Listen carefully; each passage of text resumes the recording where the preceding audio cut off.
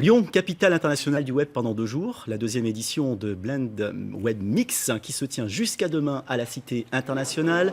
Toute la communauté du web est réunie, du développeur au chercheur, en passant par le designer et l'investisseur. Tout ça peut vous sembler un peu barbare, mais on va tout vous expliquer.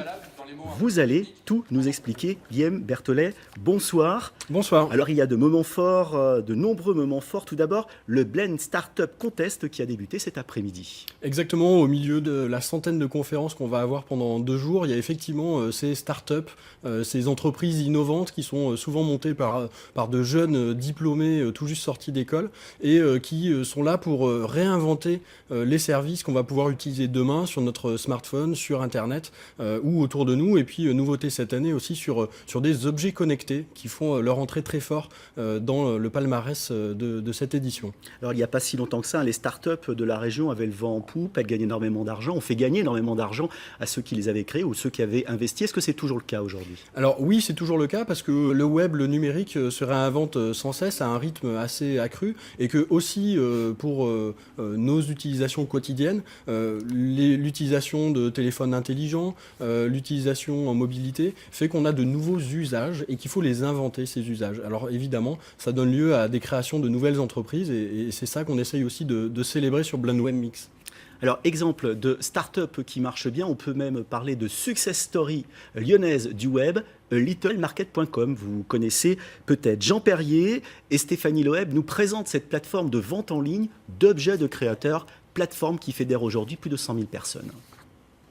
Tout a commencé parce qu'un jour, un créateur d'objets d'art de la table lui a dit « Je sais faire, mais je ne sais pas vendre ». Et comme ils sont des dizaines de milliers dans ce cas, l'idée, c'était de les fédérer. C'est l'évolution du nombre de créateurs par mois sur le site. Là, on est en 2014, ça ne désemplit pas.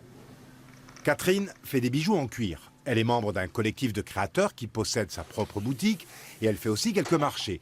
Mais avoir un site marchand actif, elle n'en a ni le goût ni les compétences. Avec Little Market, près de 30% de son chiffre d'affaires aujourd'hui, il lui suffit de photographier, mettre en ligne, afficher un prix, et la voilà qui existe sur Internet. La clé, c'est vraiment de fédérer suffisamment de créateurs pour avoir une offre suffisamment grosse pour être vue, en fait. Et c'est ce qu'on a vu dans notre développement. Au début, on s'est essentiellement concentré sur les créateurs, les convaincre qu'il fallait nous rejoindre et qu'il fallait qu'on fédère cette communauté sur Internet. Et un jour, on a atteint une taille qui a fait que, on ne sait pas pourquoi, naturellement, les gens sont venus. Et le site, qui n'est au départ qu'un outil pour commercialiser sans effort, est désormais devenu bien autre chose.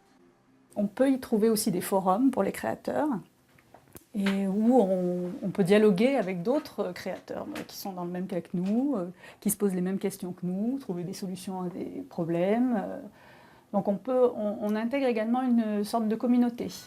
A Little Market, a big success.